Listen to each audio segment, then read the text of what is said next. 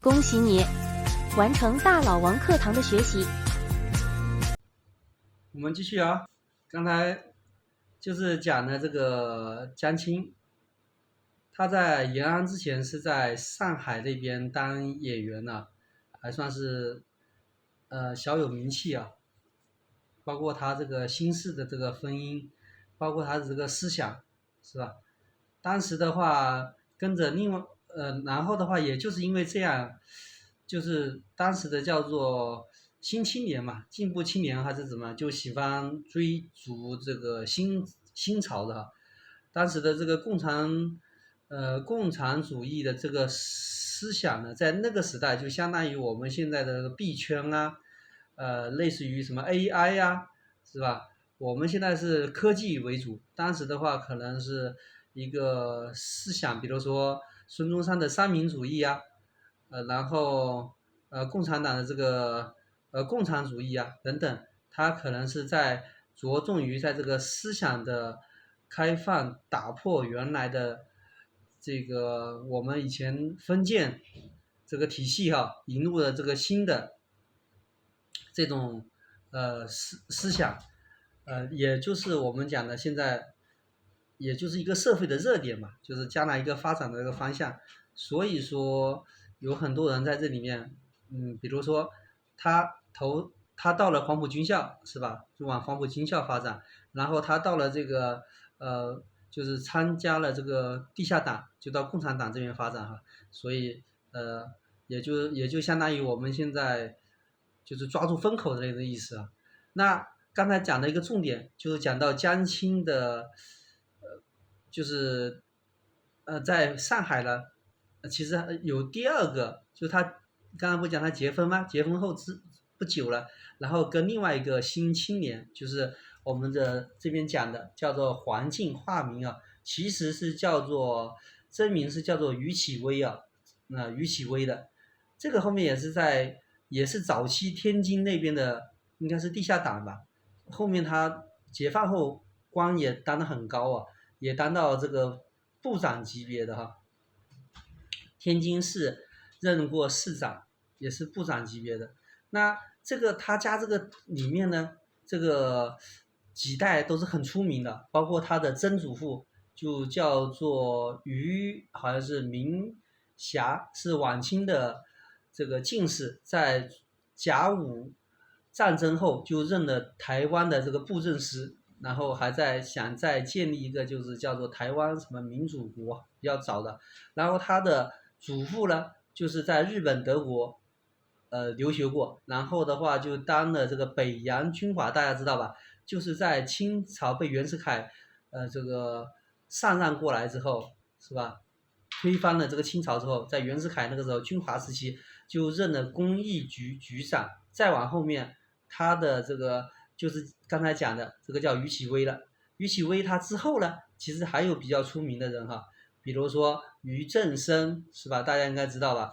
就是我们现在前面的这个中央政治局常委啊，全国政协的主席，当时在七个常委里面的其中的也是排在里面，包括大老王重点就讲了这个俞正声为什么能够那么飞黄腾达啊？因为还有一个更出名的，其实叫做俞强生，他当时是搞情报的，后面被这个美国 CIA 给收编了，然后就叛国，然后就逃到美国，最终好像据说是被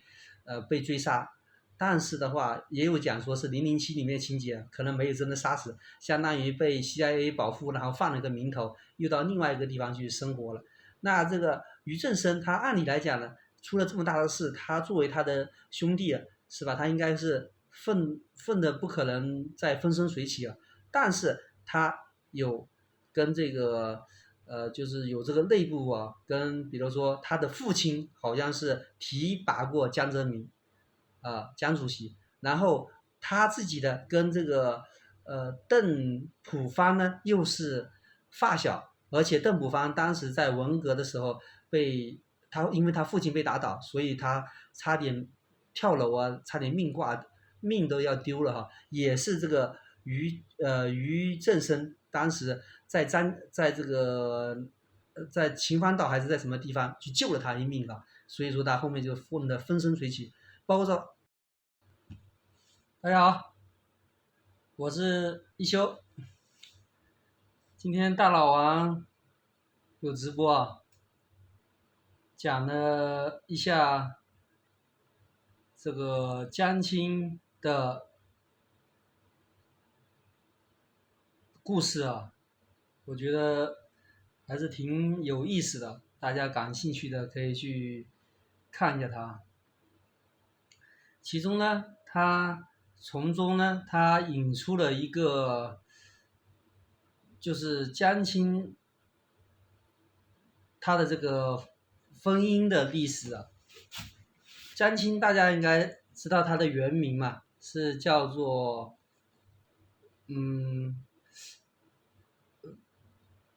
不是，他好像是江青，他不是，他这个不是真实的名字，好像他前面还有这个化名和艺名，其中有个比较出名的是叫做郎平啊。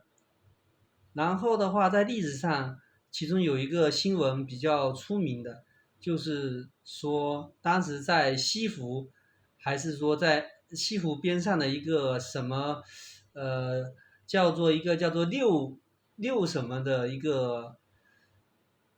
地方，当时举办了一个世纪婚礼，当时是我们现在是叫做集体婚礼，他当时好像是叫做集团婚礼，其中有3对的男女啊，前面2个男女都是演员啊，都是比如说是男1号啊，类似于像我们现在这个很出名的这样呢。然后的话，边上的那种来参加婚礼的也都是影视界的那种大腕啊，都很牛逼的那种啊。那江青呢，她就是其中的第3对，第3对。她老公当时好像也是很牛的，也是很牛。但是呢，好像这个婚姻好像没有维持多久啊，因为其实江青话说回来，她的身世也就是一个也是一个就是不好的那种的开局面吧，就是好像是说他的老爸就是木工还是什么啊，然后他是在山东那边，大家应该知道那边的，就是打老婆的这个问题，或者说是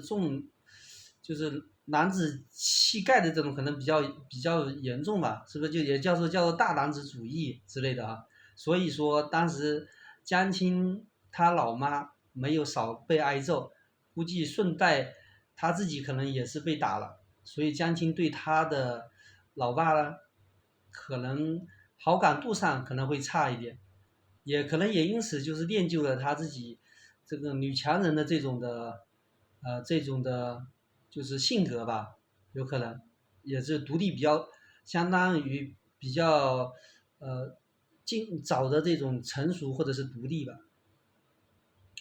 也就是因为这样，但是他的那个老爸好像去世比较早哈，去世比较早，然后他老妈就相当于是独自抚养他，当时是好像是在有钱人家做佣人还是什么，但是他老妈还是很牛啊，就是相当于给他女儿最好的这个教育，据说是在山东师范学校底下的附中啊，所以说一听这个名字都是很牛的，应该就相当于我们比如说在这边哪一个省会大学啊，或者是什么大学底下一个附中，这应该都是一个比较当地在那个地方应该是比较好的这种学校了。那10来岁的江青呢，长得已经是就是亭亭玉立，都是很好了，所以当时也是被谁看中了还是怎么样，也就是有培养。他后面是报了艺术学校啊，还是什么类似于这样的学校嘛，然后就是往影视界那边发展，居然当时在上海的话也是混出了一定的名头啊，在上海的时候，而且他这个婚姻也是走的，当时不是就是流行的叫做新青年嘛，是吧？就包括这个婚姻，这个也是很比较开放，也不受束缚了。所以说她跟她前夫没有多久，后面她又跟她的第二个这个老公。